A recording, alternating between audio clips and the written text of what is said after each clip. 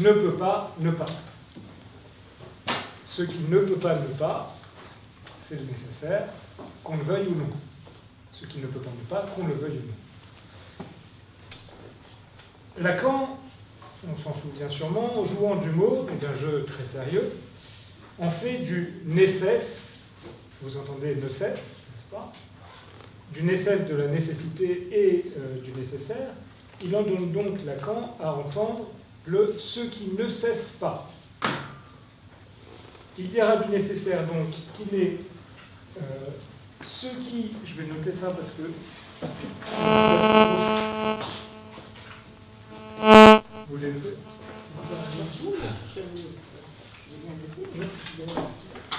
Donc, le nécessaire, c'est ce qui ne cesse pas de s'écrire. Bon. Donc il dit du nécessaire que c'est ce qui ne cesse pas de s'écrire, et de l'impossible, ce qui ne cesse pas de ne pas s'écrire.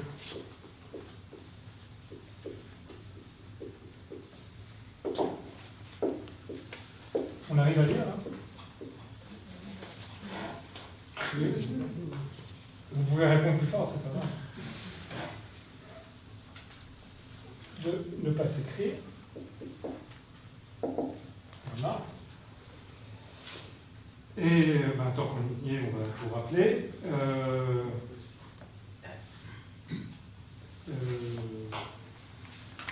Le possible, c'est ce qui cesse de s'écrire.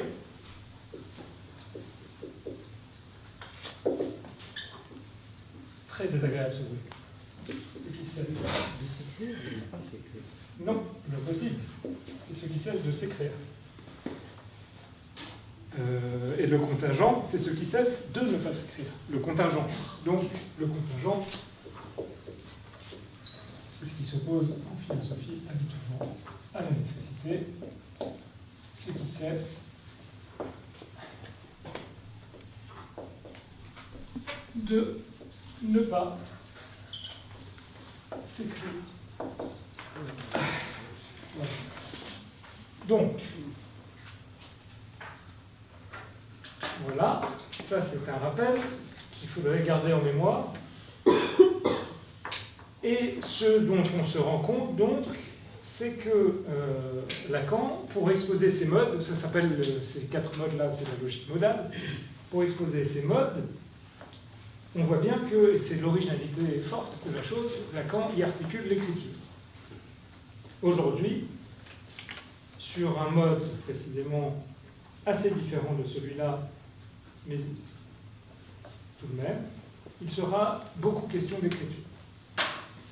C'est-à-dire de traces, d'inscriptions, d'effacement, de restes, de ce qui hante, etc., etc.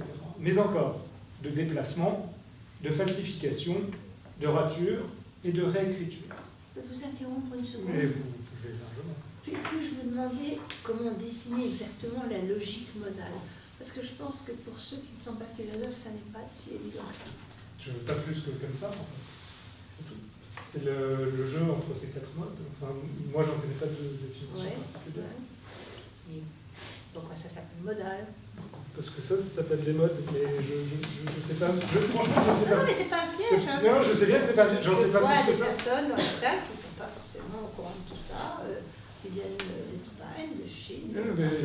Et je me dis, bon, ils n'ont pas forcément étudié la philosophie. Donc, je pense que c'est important de dire les choses. Voilà, ça s'appelle modal, parce que c'est des modes. Non, mais bon. Non, c'est absolument ce que. Mais je vais même vous confier quelque chose, c'est que je ne savais pas que ça s'appelait la logique modale avant de lire Lacan. Et pourtant, j'ai fait des études de philosophie pendant une petite dizaine d'années quand même, mais donc voilà. Mais il y a sûrement une bien meilleure réponse que celle-là. Il y a plus de définitions de la logique modale, mais je ne sais pas préparé, je ne la connais pas, mais on pourrait... Si quelqu'un s'y connaît... Non, s'il y a un philosophe, c'est vraiment... Si un philosophe peut donner... Je dis un philosophe, parce que c'est de la philosophie. Si tu veux donner ton... Non, c'est juste qu'il parle de modal. Lacan parle de modal à propos du qu'on dise reste oublié. Oui, c'est là qu'il parle de modal. Oui, mais par exemple, je vais citer les noms du père, et donc là, il expose ces modes, et je les tire de là, de les noms du père. Mais en effet, oui. Donc, on va y venir, justement, parce qu'il y a concentré en quelques phrases avec une clarté certaine, quelques passages du séminaire Les noms du R, donc nom, je l'ai écrit, nom du.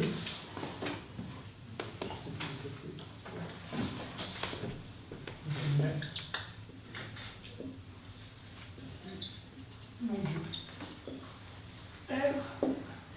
Voilà. Donc, dans ce séminaire-là, si cette question vous intéresse, et au fond qui n'intéresse-t-elle pas, parce que en vérité c'est un passage qui est consacré à l'amour, donc comment, qu'on le veuille ou non, ne pas être intéressé par l'amour.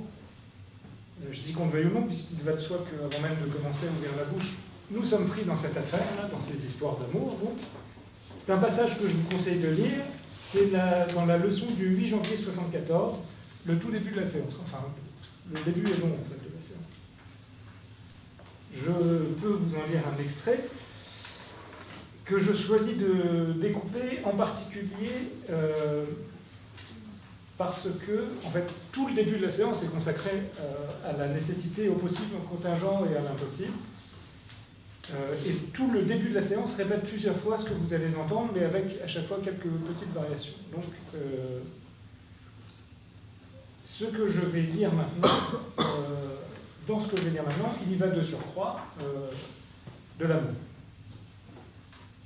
Contre toute attente, que l'amour soit là abordé permettra donc de dire quelque chose de cet engouement contemporain, engouement que je ne vous cache pas trouver très étrange, cette tendance même à mêler l'amour aux politiques, à l'y articuler, à l'injecter dans le politique, voire à faire de l'amour une réponse aux questions posées, imposées par les choses politiques, souvent comme une solution supposée aux impasses auxquelles ne cessent de nous confronter les questions politiques, donc la question du lien social et ce que nous finissions le mois dernier par nommer le vivre ensemble.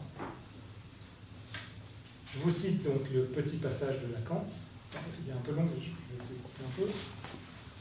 Si, dit Lacan, ma façon de situer les modes est correcte, à savoir que ceux qui ne cessent pas de s'écrire le nécessaire, et il répète, ceux qui ne cessent pas de s'écrire le nécessaire, c'est ceux-là même qui nécessitent la rencontre de l'impossible, à savoir ceux qui ne cessent pas de ne pas s'écrire, qui ne peut s'aborder que par les lettres. Que par les lettres. Il est évident que l'amusant, si je puis m'exprimer ainsi, c'est là-dedans l'amour du prochain en tant qu'il se soutient de vider l'amour de son sens sexuel.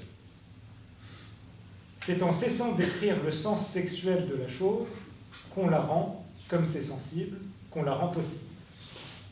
C'est-à-dire pour autant, il faut bien le dire, qu'on cesse de l'écrire.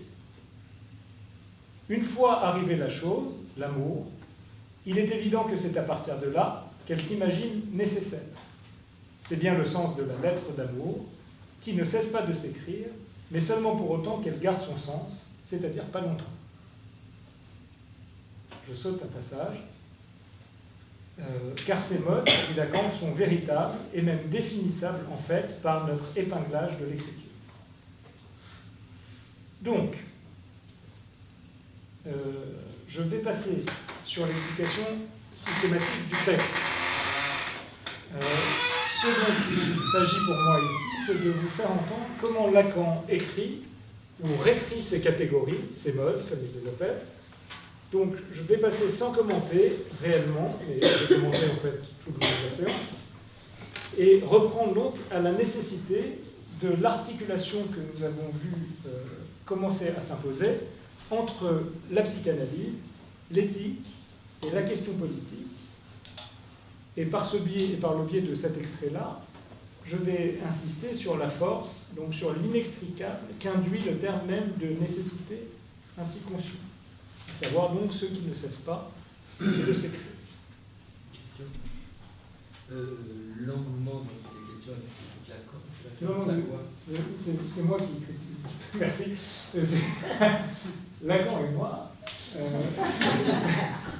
C'est moi qui critique cet engouement, enfin qui critique, c'est ce que je vais raconter aujourd'hui, on verra si c'est sans doute critique, ça se discute, cette introduction de l'amour en politique.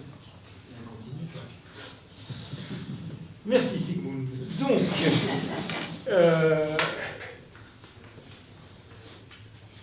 d'autant donc, disais-je, que la question de l'amour, pour autant qu'elle apparaît dans le texte de Lacan, nous permet maintenant d'ouvrir un questionnement fondamental, interrogation politique fondamentale, que dans une forme assez critique, on pourrait formuler ainsi. Qu'est-ce que l'amour a à faire, si même, d'ailleurs, il a à faire quelque chose, avec la chose politique? Question inévitable dès lors qu'on fait porter un soupçon lourd, très lourd, sur tout alibi théologique du politique. Et, je rajouterai, du psychanalytique. Ce n'est pas pour rien lorsque j'arrivais à la fin de la séance du mois dernier, en interrogeant donc très directement le lien social et le politique comme tel, je me référais à la définition inouïe, littéralement, de la psychanalyse, que risquait Derrida dans les états d'âme de la psychanalyse. Je la rappelle, mais, disait Derrida, psychanalyse serait le nom de ce qui, sans alibi théologique ou autre, se tournerait vers ce que la cruauté a de plus propre, donc sans alibi théologique ou autre. La psychanalyse, pour moi, si vous me permettez, cette autre confidence de Derrida, ce serait l'autre nom du sans-alibi. Donc, c'est pourquoi je dis que cette question est inévitable. Que vient faire l'amour dans la chose ou avec la chose politique ?